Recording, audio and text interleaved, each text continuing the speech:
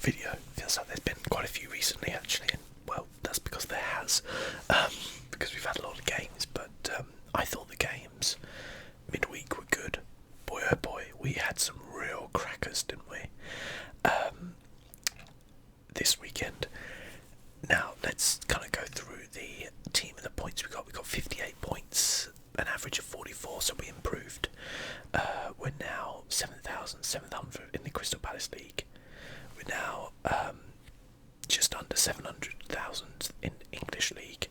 I don't know how many there is in these. I tried looking, but I couldn't find. And 1.9 millionth overall. I think that's like out of about 4, so we're roughly about halfway. Which, considering I had a really bad start, is really good actually.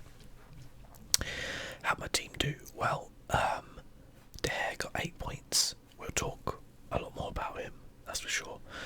Krasniak didn't really get me anything. Otamendi scored, so as a defender who scored did well. Higazi got a clean sheet. He was subbed in because Gomez didn't play. I think Gomez got injured, and so Higazi went in. Pretty happy with that. Salah got 5. Disappointed, to be fair, and I think he probably is that he didn't score, considering Liverpool were rampant. Not much else going on in midfield from the Watford or Brighton players, and up front Jesus and Kane are very disappointing, but Morata was the right pick as captain. I said last time I was thinking of making some changes. I decided against it. I thought, no, let's just go in this week and see what happens, and I'm very happy that I did keep things the same, because the changes I would have made I don't think would have worked out for us. Having said that, I had this weird premonition to sub in Speroni for De Gea, and that would actually have got me 3 extra points, but I didn't do it because I was like, that's mental, why would you do that? But as it was, it would have been the right choice, weirdly, considering De Gea and everything that went on there. So overall, pretty good week for us. Now, let's talk about the game, shall we? So, I'm going to jump straight in. I usually go through them. We're going to jump straight into Arsenal Man United, because that's the one everybody is talking about, really. A hell of a game. Like, probably one of the best football matches I've seen in a long, long time. I didn't expect it to be a good match. I thought, probably like everybody else, that Man United were going to sit back, defend, and maybe get a 1-0 lead, and then, try and do something like that. And I thought maybe Arsenal would like bottle it, in a big match. To be fair to both teams, they both played very well. But as you can see, Man United got a 3-1 away win at Arsenal, who were pretty much flying in the league. So you've got to ask yourself, like, I guess Man United were the better team, right? I mean, there's so many things to talk about in this game. If you didn't see it, or you didn't see the highlights, I genuinely recommend it. If you can watch the whole match, watch it, because it's a fascinating match, really. So, for those who don't know, Man United went 2-0 up within 11 minutes, I believe, through Lingard and Valencia, in some of probably the best football I've seen Man United play since Ferguson. Absolutely stunning. The Valencia goal was brilliant. Terrible defending from Arsenal, like awful. And Lingard's goal, again, brilliant, but terrible defending from Arsenal. It really was a bit of a shock, because I feel like Arsenal had the momentum coming into this match. We look at their form coming into it. Man United had won 3 and lost 1. Arsenal had won 3 and lost 1. Okay, maybe they were both the same. I kind of felt like Arsenal were on a bit more of a run than Man United, though, if that makes sense. I don't know why, though, because it wasn't really true. But yeah, Man United, they came out the blocks and they just really took them apart. Lingard's goal was brilliant. The flick from Martial for it was just sensational. Oh my goodness me. I genuinely haven't seen a Man United side play that well since Alex Ferguson's era. I don't know if Mourinho will play like that, or they'll be able to play like that every game, but maybe they're coming into a bit of form now. We'll see, won't we? But yeah, then Arsenal, well, so much like Arsenal fans on Twitter and other social media, like having a go at pundits and stuff like that, especially like on Match of the Day, because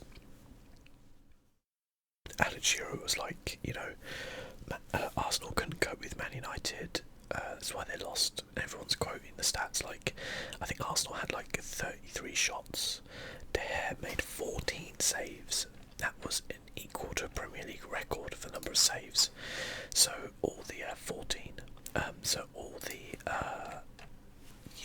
kind of, in some views, rightly, like, and to be fair, Arsenal probably should have had a penalty or two as well. There was a definite one penalty for a challenge on Welbeck. And so you kind of say, well, on another day Arsenal could have won this. But, and this is the but, I mean, I look at it like this, as somebody who used to play as a striker, not a very good one, and certainly not any sort of like good level. If I'm in a team and we have 33 shots, and the opposition goalkeeper saves 14, I'm thinking that's bad finishing. Now I would admit and say that De Gea had a fantastic game. Like, some of those saves were absolutely phenomenal, but I do feel, and I'm going to be controversial here, that they were mostly savable shots. Like, they seemed to be at good heights. There was one exception, I think the double save he made, where the initial shot, it was a very, very good save. And I think there was another one as well. Other than that, I felt like most of the shots were at kind of a good level for him to save, and he made, for De Gea anyway, who is probably one of the top 3 goalkeepers in the world, a routine-ish save. One which you would kind of expect him to make in a way. The double save was excellent. For those who don't know, I can't remember who shot first, but Sanchez came in on the rebound and De Gea like stuck his foot out, and I mean, if I was being totally critical, I'd say Sanchez should score there with his talent, but instead he smashes it right against De Gea, and I'm not taking anything away from De Gea's performance because it was really good, but I would say that, like, other than Lacazette, I think Arsenal had a bit of a bad day in front of goal. I think you'd have to say that. Like, their goal that Arsenal scored was very good. It was like a kind of, I think it was a free kick in or a cross in. Ramsey just completely lost everybody. Arguably miscontrolled it. I think if we're being honest, he miscontrolled it. But Lacazette was there and he managed to just smash it in. Not a huge amount that De Gea could do there with that one. But I feel that, I kind of, like, don't get me wrong, like, I've admitted that I'm kind of biased against Arsenal, but I think if you just turn around and go, oh, Arsenal had 33 shots, De Gea saved 14 goals, like, Arsenal should have won that match. But the fact is that when it came down to it, they didn't win the match, and they didn't score those goals, and you could argue and say, oh, they could have won, like, 10-3 or something like that, if, maybe another goalkeeper was in goal, but I don't think that's the case. I think it was some fairly bad finishing by Arsenal, and I know it was some terrible defending. Certainly Valencia's goal, everybody just seems to, like, crowd around, I think Pogba, yeah, it was Pogba, and he just lays it off to Valencia, who's, like, there's like 4 defenders around Pogba and no one on Valencia, so he just lays it off, and Valencia just rifles it in, and you're like, that's pretty terrible defending. I will say that I felt like, for the first time in a long time, Arsenal looked like they were up for it, and looked like they were battling, and looked like they believed they could still win the match, and they were still going for it. My worry now with Arsenal is the Sanchez and Ozil situation is just going to bring them down, because those guys are blatantly not going to be signing new contracts. I think it's just too late now. Sanchez for 100%. Ozil, I think, will go because Sanchez is going, if that makes sense. And I feel like they've kind of got their feet halfway out the door already. They're potentially going to sign pre-contracts in January. They've got World Cup coming up. I'm not actually sure if Chile's in the World Cup though. I'll be honest, I'm not too sure on that one. But definitely Ozil's obviously going to the World Cup. Well, I mean potentially. So you have the argument there of with a lot of these players. You know, are they going to, be really up for it? Are they going to, want to kind of really put their foot in and battle? I don't know. With that idea, certainly I think, no, I don't think that, no, they're not. So Chile aren't in the World Cup. I just googled it. Sorry, Chile are not going to the World Cup.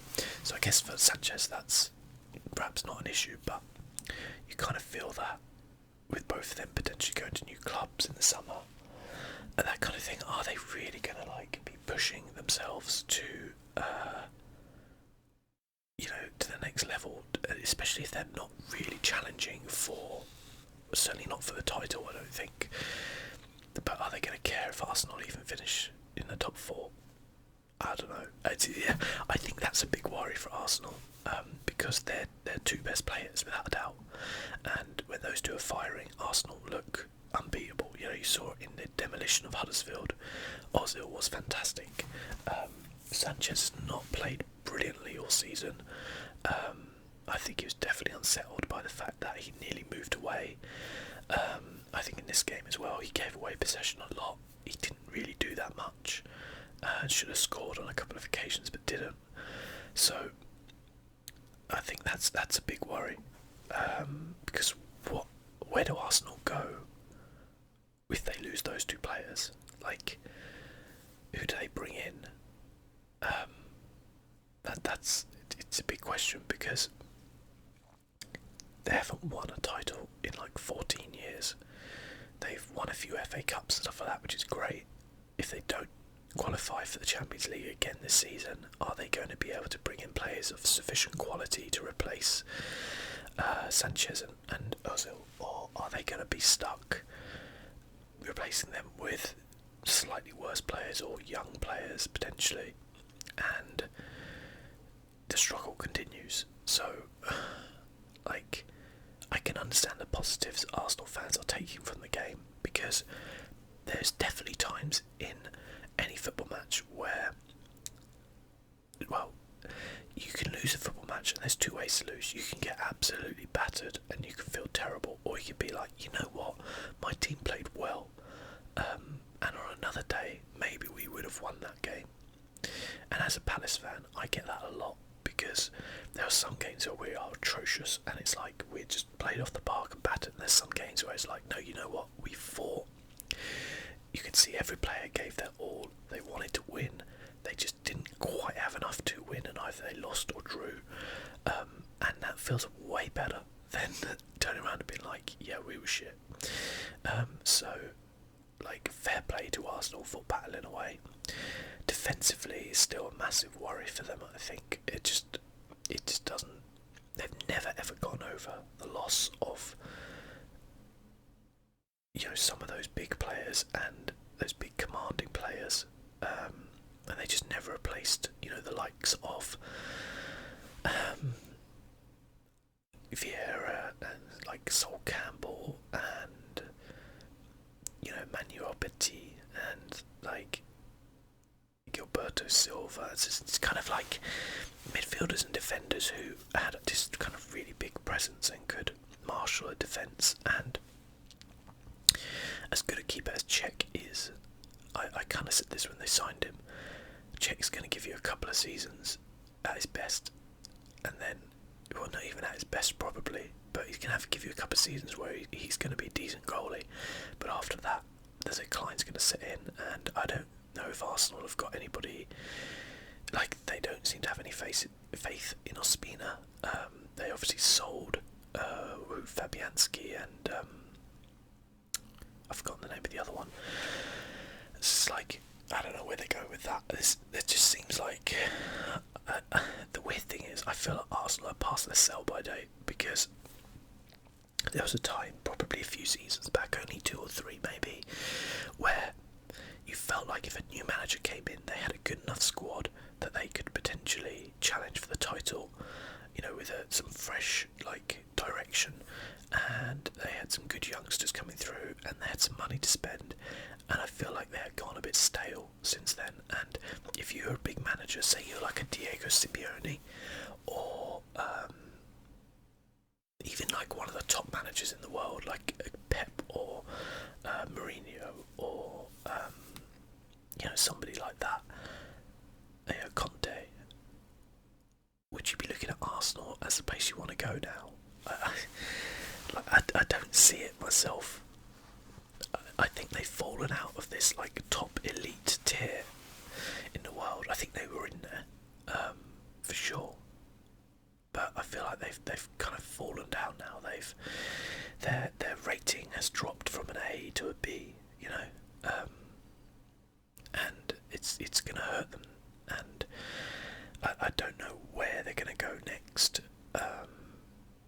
If they're gonna lose their 2 marquee players, what happens then? I could be wrong. They could, you know, Sanchez knows could sign new contracts. Wenger could stay on for another season. They could win the Europa League. There's so many things that can happen in football, but it just kind of feels like there's almost this kind of destiny that that's going to happen with Arsenal. And it is a shame, as much as I take the piss out of Arsenal, as much as I kind of despise them in a way, because all my friends support them and they rip at me every day. Like, you can see, especially as I work in Islington, I work like a 15 to 20 minute walk from the Emirates Stadium. Like, you can see with all the people around there how much that club does mean to them, and they have a massive following. And the Arsenal fans get treated fairly badly because they have to pay so much money to go to that stadium, you know, for a season ticket or just a normal ticket. And like, you know, and they've kind of been promised things for so many years. And I get where they're coming from when they're very upset about things, but the fact of the matter is, in a game of football, the only thing that matters really is the result. Like, it's nice when your team play well, but like, you've got to get those results. That's how you win the league. And Man United, they did everything right. Like, they you know, they defended well, and by defended well I mean, like, they narrowed Arsenal down to, yes, Arsenal had a lot of chances, but there wasn't a huge number of chances where you were like, Arsenal 100% should have scored that goal.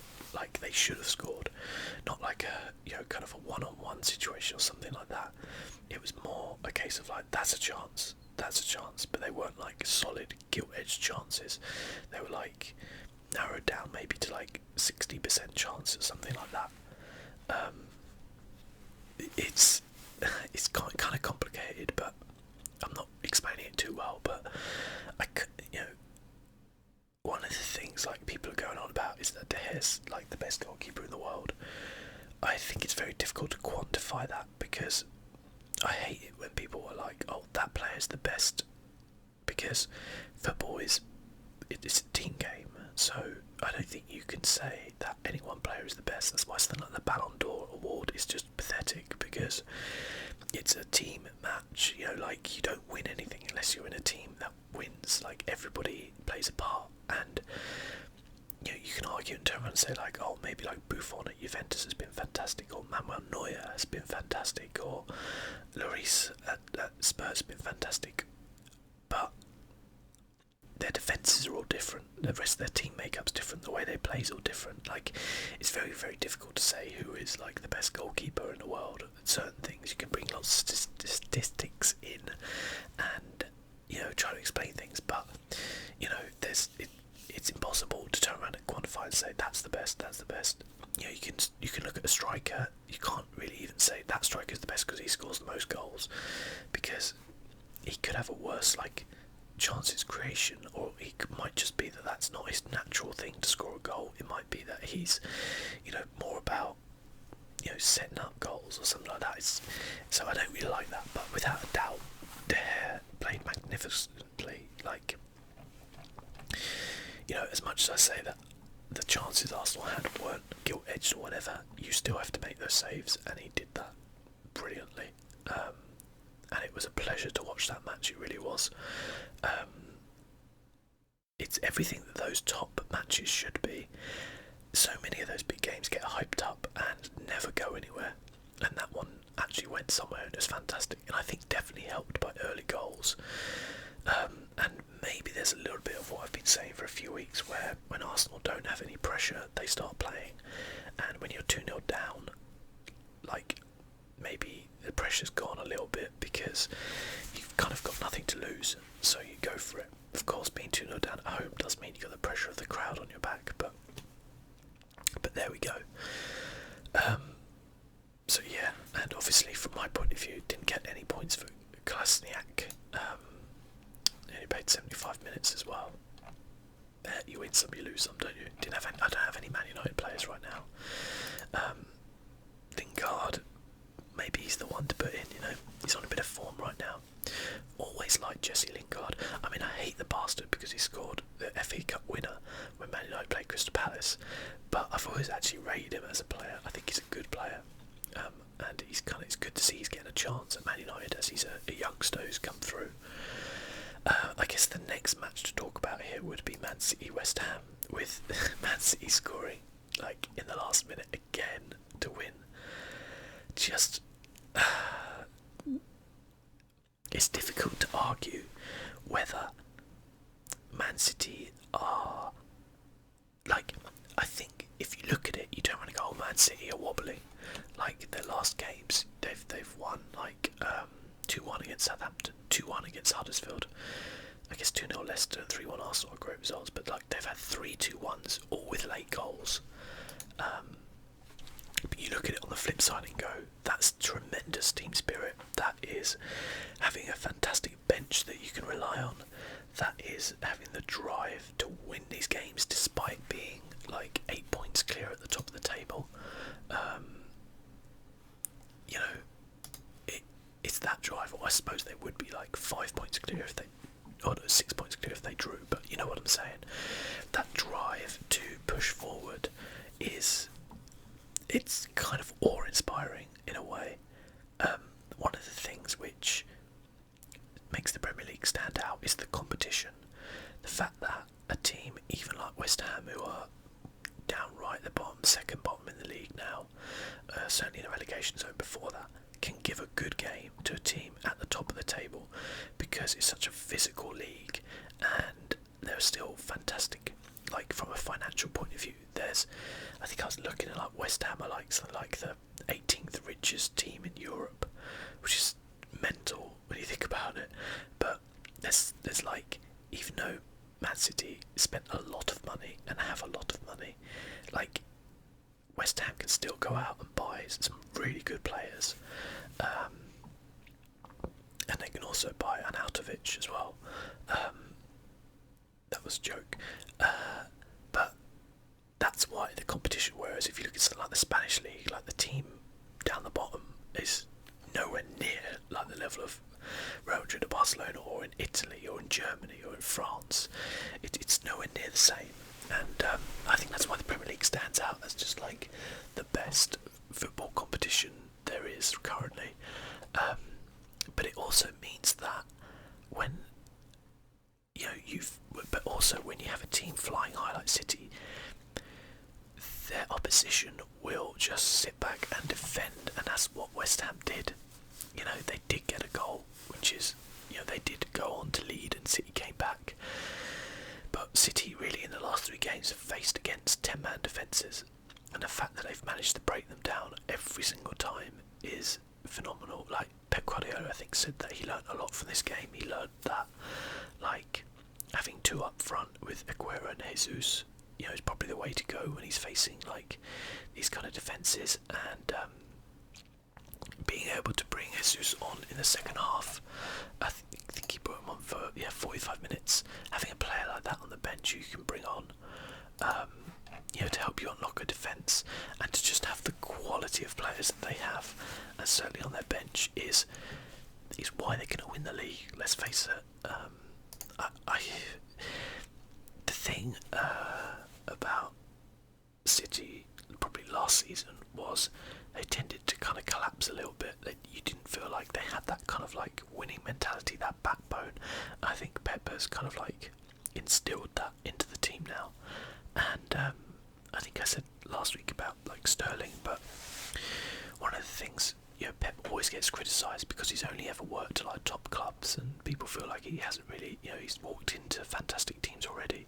It's not technically true at all, really. But he has worked with fantastic players. But one of the things he does is he improves players everywhere he goes, and sometimes those players are not going to stand out as much as others. It might be defenders, might be wing backs like Fabian Delph, or Raheem Sterling. It doesn't necessarily mean those players are going to be the superstars, but it means they're playing better than they were before he came to that club. And I think that's part of what he does, and that's why his teams win. And it's easily overlooked because he's often had big name teams, and he's had money to spend to bring in players. But if anybody is doubting how good a manager he is, then I think it's silly, really. That's not to say that there's not other good managers out there. Mourinho is obviously great. Conte's doing a fantastic job, I think, at Chelsea. It's bonkers to me that there's so many reports that he's not going to be manager next season, but that is the life of Chelsea, I guess. And yeah, Chelsea pretty much destroyed Newcastle. Hazard is beginning to click, I think. Good to see Moses get 2 assists there. I love that guy. For those who don't know, he was a Crystal Palace player.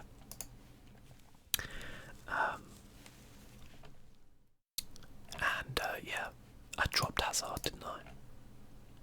I don't really regret that, to be fair. He hadn't been playing well up to that point. He's just started to play well again. It's just one of those things, I think. But Newcastle now really struggling. 4 losses and a draw. That's relegation form, really. They need to pick things up because they were like high flyers. And as I said before, you've seen it so many times. A team starts well and then they drop down. And the thing about being at bottom is stopping the rot. It's like getting that performance or that win or even that draw that can just turn your season round. And they need that desperately. Liverpool destroyed Brighton. Again, like, my God, Liverpool going forward are just, I think, as good as Man City, if not better, like, to watch. When Coutinho, Firmino, Salah and Mane are firing, they are just something to behold.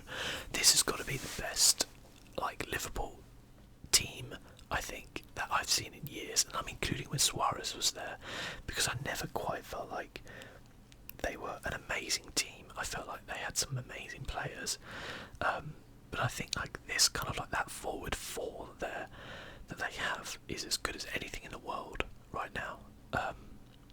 Salah's top goal scorer in the league. It's just the only issue, I guess, with Liverpool is always that defence. Definitely the goalkeeper as well. Great to see Glenn Murray though get a goal. Love Glenn Murray. He's always been. He's always never really had that much of a chance in the league, and you can look at him now, like in probably since he started playing, like a lot of minutes, which is what 1, 2, 3, 4, 5, 6, 7, 8 games. He scored 5 goals. That's pretty good.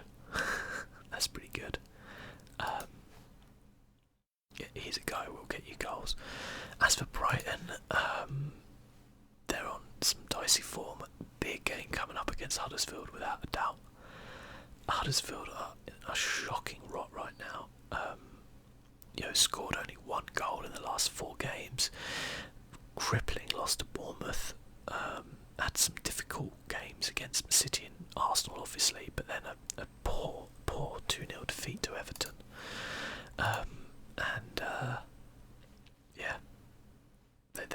They need to stop the rot again. So Everton, obviously Sam Allardyce's first game in charge. I said before, Allardyce is a great appointment if you want someone to dig you out of the depths of relegation. I mean, a lot of people don't like Sam Allardyce. They don't like Sam Allardyce because either their team's been managed by Sam Allardyce and have played shit football, or the fact that Sam Allardyce can come across as an arrogant bastard. Both those things are true, but you probably need to be a bit of an arrogant bastard to be a good football manager in this world.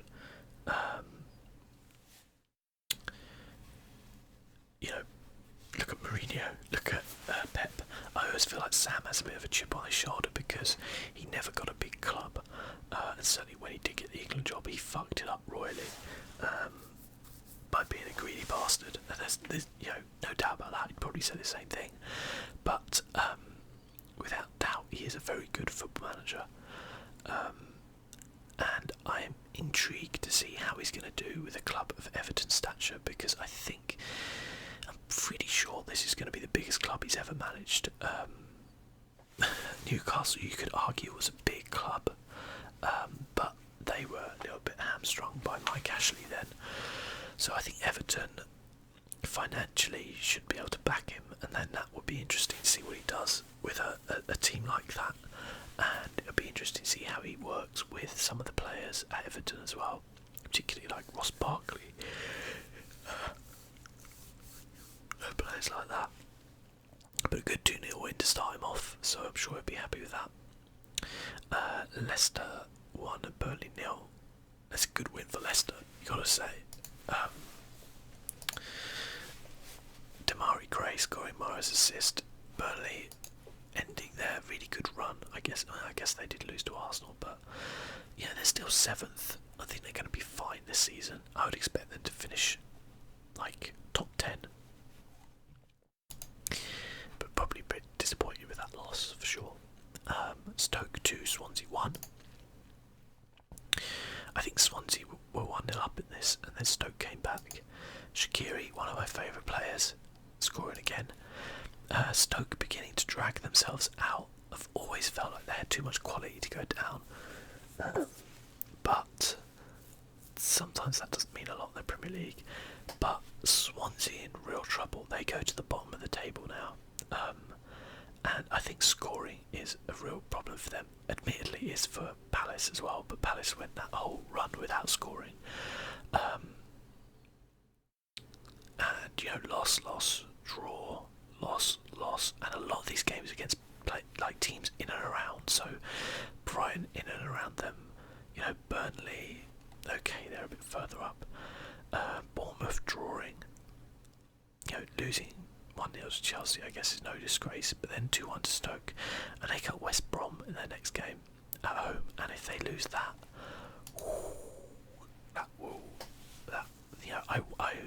I think Paul Clement might be on his way out if that happens. Give it gigs here till the end of the season, I guess. Watford 1, Spurs 1. Spurs on a real shaky path. I'd said this last time. It's a terrible run of form. Haven't had a win in 3 games. Including draws against. To be fair, you would expect them to beat Watford and West Brom. I know Watford are a really decent team, as I say every week, but Spurs want to have top 4 finish. They need to beat teams like Watford, and they're not doing it. And they're struggling in defence. They just had Sanchez sent off. Oh, speaking of sending offs, I forgot to mention Pogba. Pogba gets sent off for a red card. Firstly, I'm going to say, what the fuck is Bellerin doing? What is he doing? if you haven't seen it, please look at it, because he basically looks like he's proposing to someone in the crowd. He like gets down on one knee and leaves his leg out. Now, Pogba treads on his leg, whether it's intentional or not, whether it's momentum or not. Like, I feel like he could have got out of the way, and didn't have to do that. But he gets himself sent off, and now he's going to miss the Manchester derby, which is massive because he was a fantastic player for them. You can see he got 2 assists before he got sent off. He was magnificent for them, especially in the third goal, which Lingard scored a tap in by just muscling Koscielny off the ball. Also, something reminds me there, Lingard, 2 goals set up by just fantastic assists. First one, Martial with an amazing flick, and the second one, just a tap in basically by Pogba's great ball across goal. But like, Lingard runs off celebrating like he's made a 30-yard wonder strike.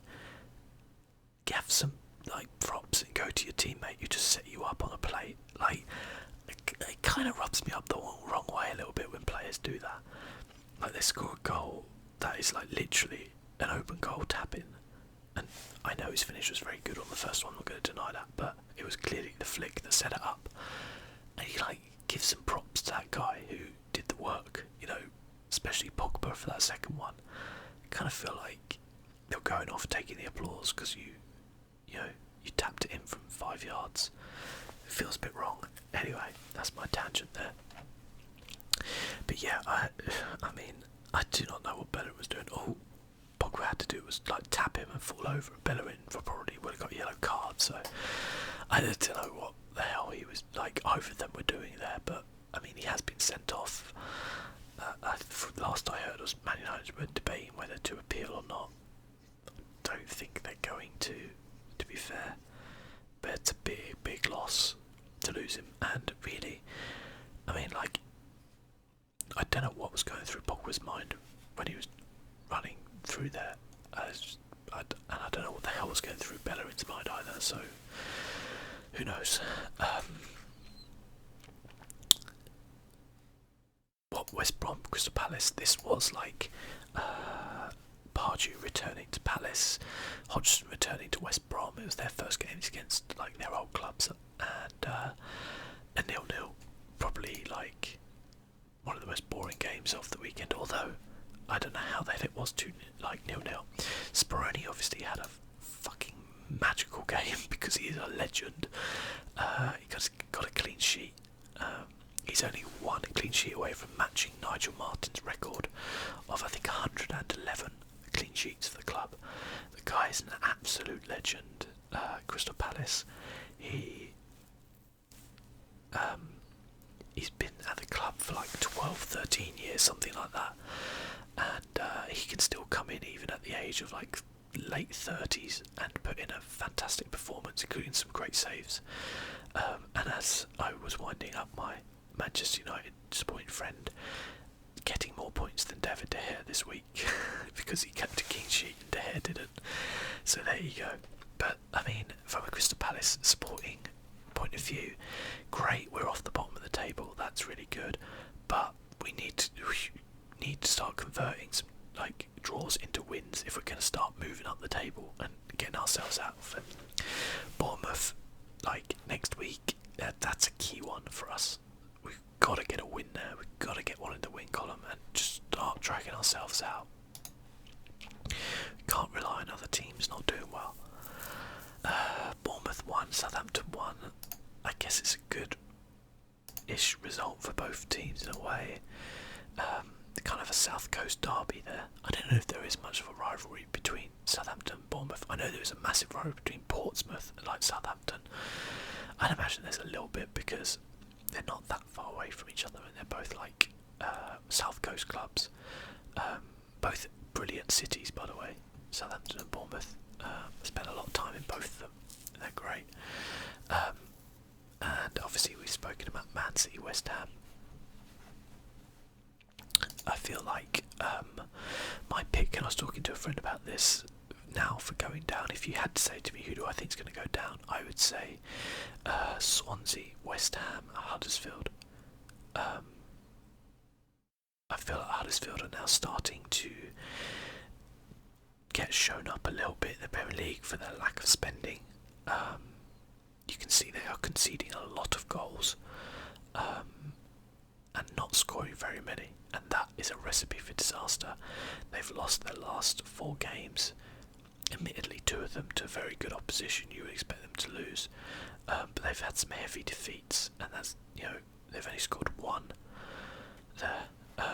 If they don't win against Brighton, they could be looking at being in the relegation zone over Christmas. That's a tough one. West Ham, I feel David Moyes is not the guy to save them, and I think you get, I feel like clubs get a chance to replace a manager. It's almost like a mulligan. Like they get this, yeah, right, we can change the manager, we can do this. It's not many clubs who have changed their manager twice in one season and still stayed up. So I feel like they're kind of doomed. They got Chelsea next. I can't see them winning that. But you never know. There's a massive rivalry between West Ham and Chelsea. So you never know. And Swansea, I feel like there's just not a lot going on there. Paul Clement's a manager who I want to like. But I think in a lot of his positions as manager, as an actual manager, he hasn't really shone very much, and he's been perhaps just one of those guys who's more suited to being an assistant manager. Perhaps just the way it is. But I don't know. We'll see, I guess. They've got West Brom. That's a must-win game for them. Like they've got to win that game. It's strange when you're like, oh, we're already getting into a situation where it's like, no, we've got to win this game. But both those clubs will really be trying to win that. Pardew at West Brom, by the way, is an interesting appointment.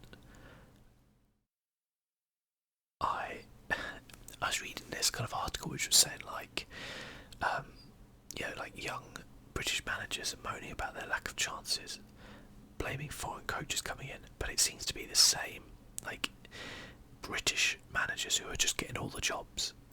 So you have Pardew, Allardyce, Moyes, who else is there? Hughes as well. Trying to think who else there is. I guess Hodgson you could kind of lump in there a little bit as well. These sorts of players, Tony Pulis as well, of course. These managers are like elder managers who keep getting these jobs and keep getting sacked from these jobs, and then they keep getting another job. And it seems that a lot of these clubs are very reluctant to give anything new a chance, to bring in a young manager, and that's why I guess someone like Bournemouth has to be commended because they've done that, or Huddersfield because they've brought in they've taken a chance on somebody, and Bournemouth have taken a chance and stayed in there. Brighton as well with Chris Hughton, because people blame about the foreign managers coming in, but where are the foreign managers in the league? So British manager, British manager, British manager, British manager, German manager, Spanish, British, and then let's look at the top. Foreign, English. So you can't really argue with that, can you? Yeah, so it's interesting. I can understand that probably for certain British managers there's a ceiling that they're going to get to. They're probably never going to get a City, United, Chelsea, Liverpool job unless they are incredibly charismatic or really shine. Sean Dyche, I could never think I'll ever see Sean Dyche manage the likes of Man United or something. I think it amazes me that David Moyes ever even managed them, but there you go. So yeah, there we go. Next week, Crystal Palace, Bournemouth, looking like a big game there. Huddersfield, Brighton, down the bottom. obviously the biggest game of the weekend is going to be Burnley, Watford. No, I'm joking. Man United v Man City. That's the one everybody's watching. Man United, I feel like, are the only team who can challenge City now. If they win that game, we could have a title race on our chance. I feel like a draw or a loss, and there's not much of a title race left. Chelsea are still battling away, but again, I feel like a couple of injuries in the Chelsea squad and they're out of the running.